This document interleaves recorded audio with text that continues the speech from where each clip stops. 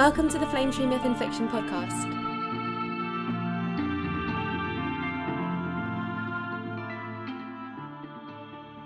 Today's episode carries us east through two short stories.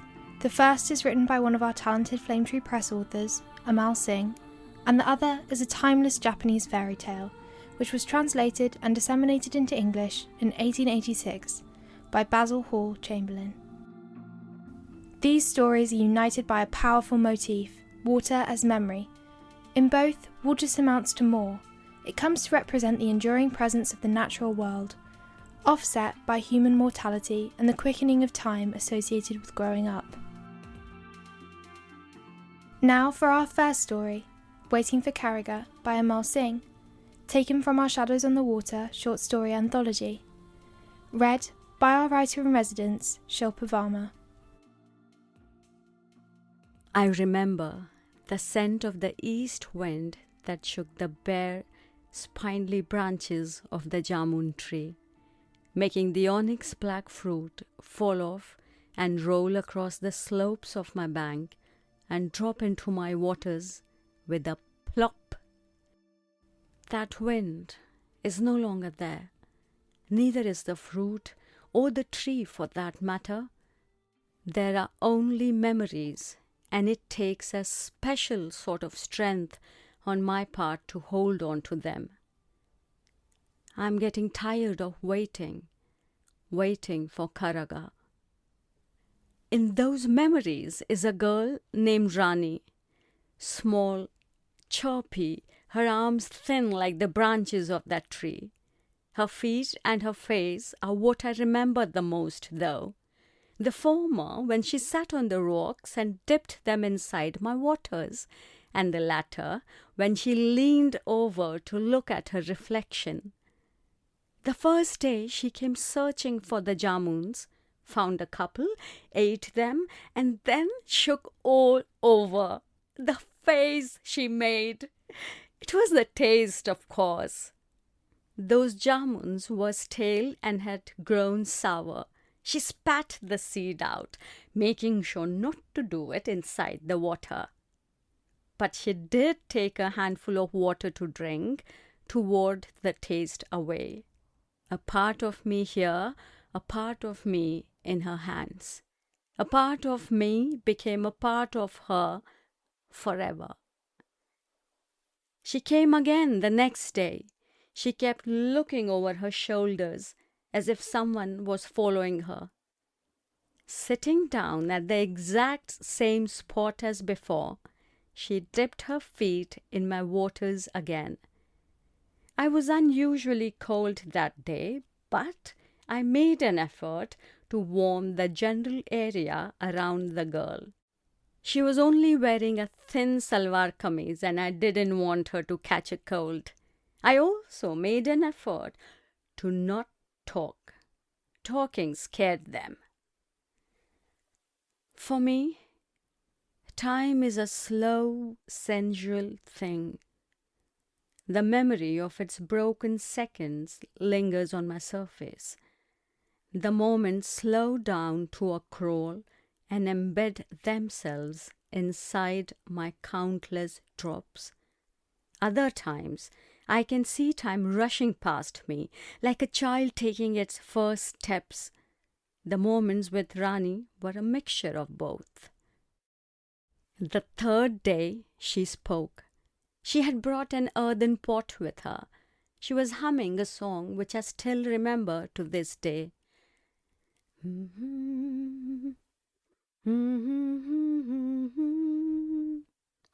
What song is it, child? I asked. She stopped singing and glanced furtively around. Who speaks? It is I, child. The lake you are taking your water from. Lakes don't speak, she said, her voice shaky. The earthen pot had tumbled away, some of my precious parts splashing on the rocks. I didn't mind. She was a scared little child. Some do. I said in as reassuring and calm voice I could manage. She sat back down grabbing the ghada with her left hand. "It is a folk song," she muttered under her breath. Then she started to hum again.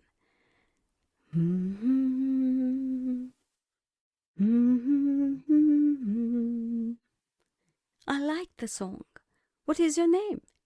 "Rani," she said. Some confidence had seeped inside her voice now. "Queen, Rani. You will be queen someday. There are no kings or queens now. Amma says I'll be married off to some suitable groom in 2 or 3 years. What do you want?" "I want to explore the city. Bengaluru?" "Bengaluru," I corrected her. "What will you do in the city?" "Sing. I like to sing." "A very noble pursuit, my child," I said. "Thank you. I have to go. Amma is waiting." She quickly dipped the ghada into my waters. She hesitated a bit, eyeing me as if seeking approval, then filled it anyway and left. I didn't mind. Many people came to my shores then. They washed their clothes, quenched their thirst, or on an especially hot summer day bathed themselves. I have seen young couples having their first embrace and kiss on my shores. I have seen innocence getting trampled. I have seen moss grow on stones that were once smooth. I have seen care and neglect. I have seen Rani grow up. I saw her happiest when she was 11, running along my shores with gay abandon, playing tic-tac-toe on the rocks with chalk, playing colony, hide-and-seek, and what-not. She looked as if she knew a secret. Her face showed it. She used to wink at me, and as a wink back, I would send bubbles to the surface. She placed bets with her playmates, claiming she knew my name, claiming she could talk to me and order me to do anything. It was harmless, and I wasn't offended. I happily obliged, and she won money for rasgullas in return. "Is your name really that long?" she once asked me. There was a sparkle in her eyes, unusual even for her. "Call me Vaidehi," I said. "I like that name. Vaidehi. I like the sound of it." "So, how's school?" "School, She hesitated. Her earlobes were a bright shade of pink. "Don't you want to have a form someday, Vaidehi? Like a real woman, a man, or anything?" "There is something you're not telling me, Rani." I tried to nudge her in the right direction. "I've told you everything, Vaidehi." "Not everything. I can tell."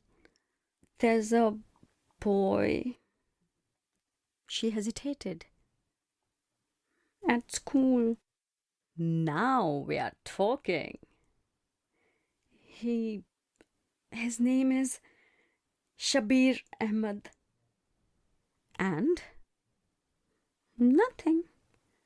I think he's okay." Is Rani in love? The pink on her earlobes became a bright shade of crimson. She hid her face in her palms. I rushed my waters, my own sign of happiness and approval. "Shh," she said. "If Amma or Babuji hear about this, they won't let me set a foot outside." "Nobody but you can hear me, dear.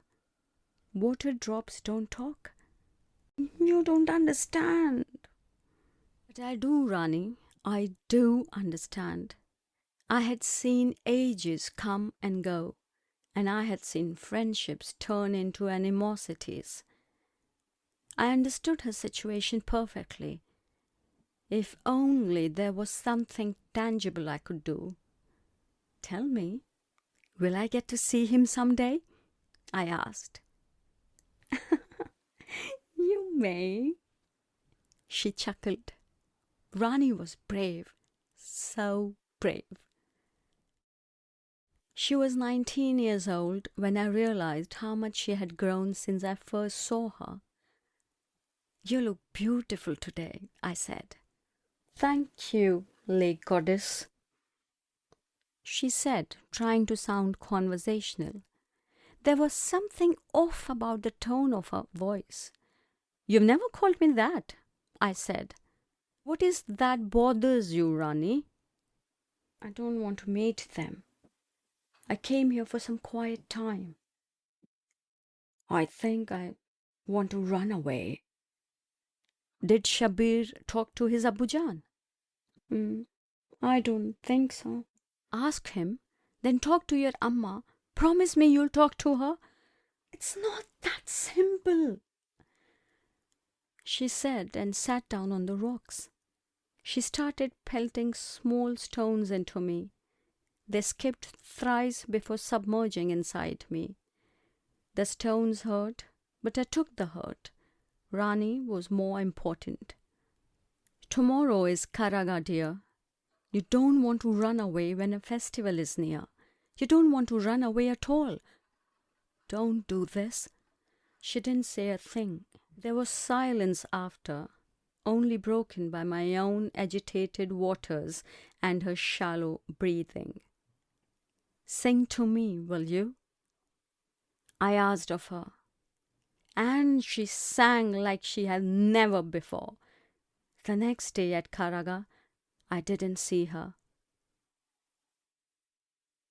Karaga itself was once a wondrous thing, a ferocious celebration of an age-old promise Draupadi made to the Veer Kumars. I remember the fireworks. I remember the half-submerged bodies of devotees in my waters. I remember the melodious chants, a chorus which was loud enough to reach the gods or the soul of Draupadi herself. Now it is a hollow thing, much like me. Now it is just a formality, search of a promise which time and men have broken. Now they build these giant walls, red, yellow, crumbling, the dust mixing with my waters, becoming a part of me. A large portion of me has receded, and I find myself shrinking inwards. I wonder if the parts of me which now reside inside others feel a tug from me. I wonder if they recognize me. Bengaluru worships to me and says terrible things, things which are now happening to me. I am now poison, my water now bitter and rank.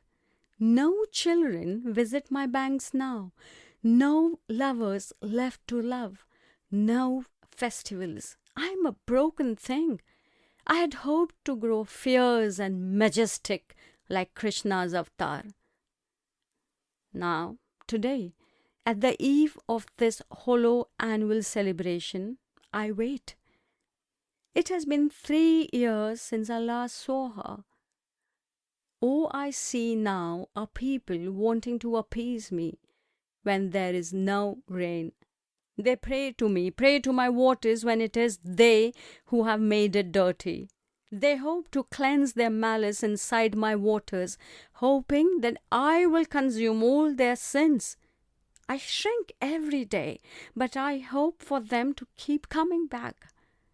I hope for them to realize that I'm much like them, very much mortal, shrinking, decaying, until only a drop is left of me. I see her, heavens, I see her. She's garbed in a red bridal dress. Her head is bowed, and she's accompanied by a tall, lanky man garbed in white. He's the groom, perhaps. But she had told me that Shabir was short and muscular. But that was years ago. Maybe he had grown tall. The couple approaches me. Rani's steps are measured, her gait restrained. Accompanying the couple are other elders, families. I wait. Rani doesn't look up. I can't see her eyes, which are shrouded in a gungat. The groom's head is held high, as if proud of some achievement. It is not Shabir, I realize. She stops near my banks.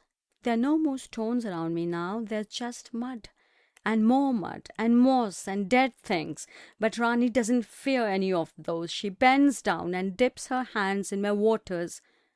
I don't have time to warn her. I'm not pure anymore. As if in an act of defiance, she removes her gungat and wets her hair from the water she took. No one says a word. Her lips are pursed. Her eyes are red. "How are you, Vedehi?" She whispers. "I have missed you, Rani. Look at you, a grown woman. Today is Karaga. I'm sorry I didn't keep your promise." "It's not that simple," I say. She cries and gets up, turning around. I rush my waters, whatever remains of them, and try to say many more things. If only others would listen, but they don't listen. They never have. According to them, according to everyone, water doesn't speak. Water doesn't have stories to tell. Memory fails me. Time is none of the things I felt it once was. Once a lake, then a pond. I'm little more than a puddle now. The last Karaga was 2 years ago, or perhaps 3 or 5. I've forgotten the sound of the city, the smell of trees in the evening, of jasmine and henna, the warm bread-like aroma of obatu wafting from sweet shops. I've forgotten the sights of the city in evening. The ones who left me in this state tried their best, or worse, to resurrect me to my former glory.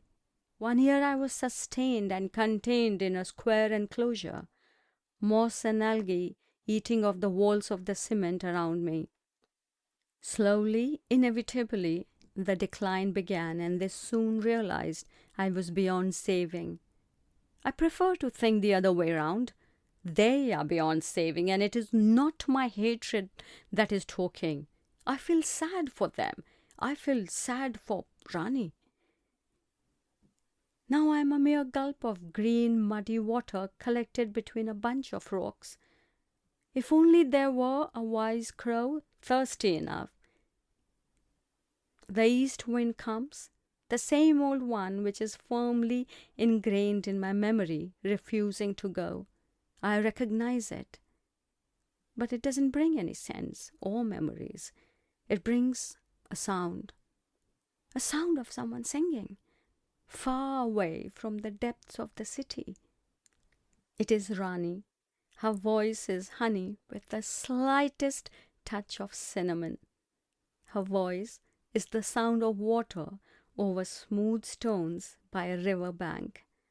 Her voice is sharp as the crackle of the first Diwali fulgari. It is so distant, yet so familiar. It feels like a part of me. This is enough. I'll hold her voice till the last of my drops dry away. She drank from me once. A part of me is still a part of her. Forever.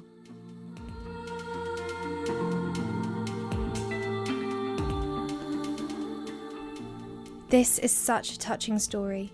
The bond between Rani and this lake is quite beautiful.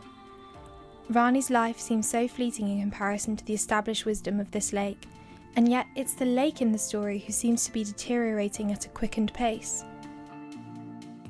I love that this story overtly manages to comment on the environmental crisis without detracting from its characters. A little bit about this story's author, Amal Singh. He is from Mumbai, India, and his debut novel, Garden of Delights, came out with us last year. The Garden of Delights is a fantasy novel that blends together myth, magic, and the divine with the natural world.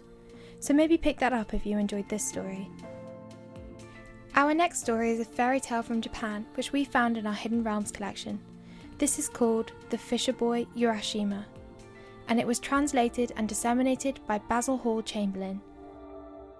Read for this podcast by Amanda Benzecry.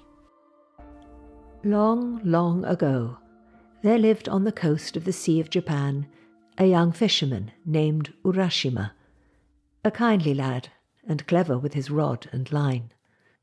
Well, one day he went out in his boat to fish, but instead of catching any fish, what do you think he caught?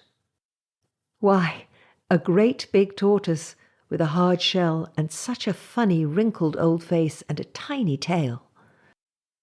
Now, I must tell you something which very likely you don't know, and that is that tortoises always live 1,000 years. At least Japanese tortoises do. So Urashima thought to himself, a fish would do for my dinner just as well as this tortoise, in fact, better. Why should I go and kill the poor thing and prevent it from enjoying itself for another 999 years? No, I won't be so cruel. I'm sure Mother wouldn't like me to. And with these words, he threw the tortoise back into the sea. The next thing that happened was that Urashima went to sleep in his boat, for it was one of those hot summer days when almost everybody enjoys a nap of an afternoon. And as he slept, there came up from beneath the waves a beautiful girl, who got into the boat and said, I am the daughter of the sea god, and I live with my father in the dragon palace beyond the waves. It was not a tortoise that you caught just now, and so kindly threw back into the water instead of killing it. It was myself.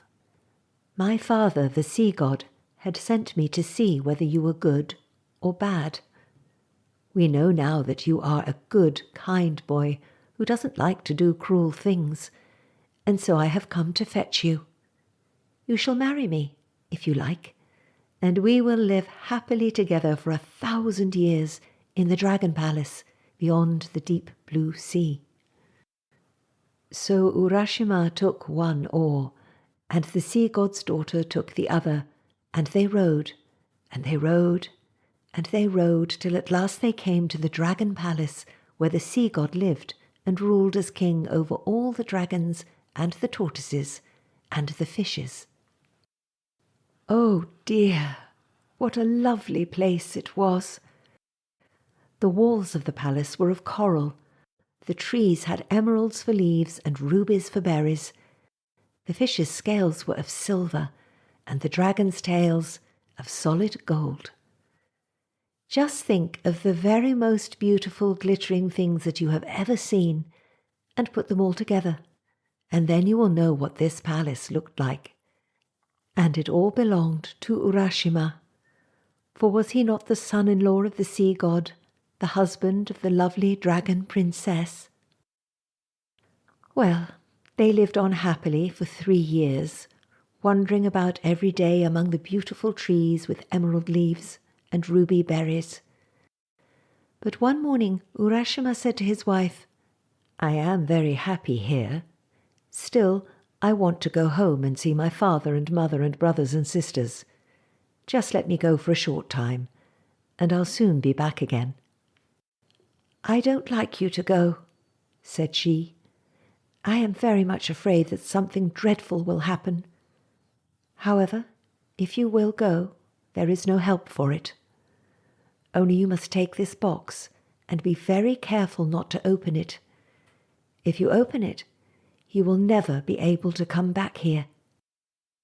So Urashima promised to take great care of the box and not to open it on any account. And then, getting into his boat, he rowed off and at last landed on the shore of his own country. But what had happened while he had been away? Where had his father's cottage gone to? What had become of the village where he used to live? The mountains indeed were there as before, but the trees on them had been cut down. The little brook that ran close by his father's cottage was still running, but there were no women washing clothes in it any more. It seemed very strange that everything should have changed so much in 3 short years.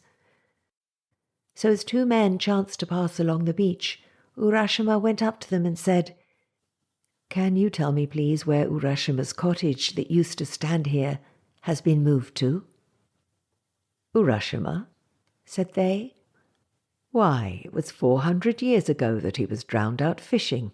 His parents and his brothers and their grandchildren are all dead long ago. It is an old, old story. How can you be so foolish as to ask after his cottage? It fell to pieces hundreds of years ago." Then it suddenly flashed across Urashima's mind that the sea god's palace beyond the waves, with its coral walls and its ruby fruits and its dragons with tails of solid gold, must be part of fairyland, and that one day there was probably as long as a year in this world, so that his 3 years in the sea god's palace had really been hundreds of years. Of course, there was no use in staying at home, now that all his friends were dead and buried, and even the village had passed away. So Urashima was in a great hurry to get back to his wife, the dragon princess beyond the sea. But which was the way? He couldn't find it with no one to show it to him. "Perhaps," thought he, "if I open the box which she gave me, I shall be able to find the way." So he disobeyed her orders not to open the box. Or perhaps he forgot them, foolish boy that he was. Anyhow, he opened the box, and what do you think came out of it? Nothing but a white cloud which floated away over the sea. Urashima shouted to the cloud to stop, rushed about and screamed with sorrow, for he remembered now what his wife had told him, and how, after opening the box, he should never be able to go to the sea god's palace again.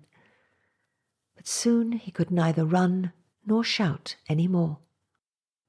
Suddenly his hair grew as white as snow, his face got wrinkled, and his back bent like that of a very old man. Then his breath stopped short, and he fell down dead on the beach. Poor Urashima! He died because he had been foolish and disobedient. If only he had done as he was told, he might have lived another 1,000 years. Wouldn't you like to go and see the dragon palace beyond the waves, where the sea god lives and rules as king over the dragons and the tortoises and the fishes, where the trees have emeralds for leaves and rubies for berries, where the fishes' tails are of silver and the dragons' tails all of solid gold?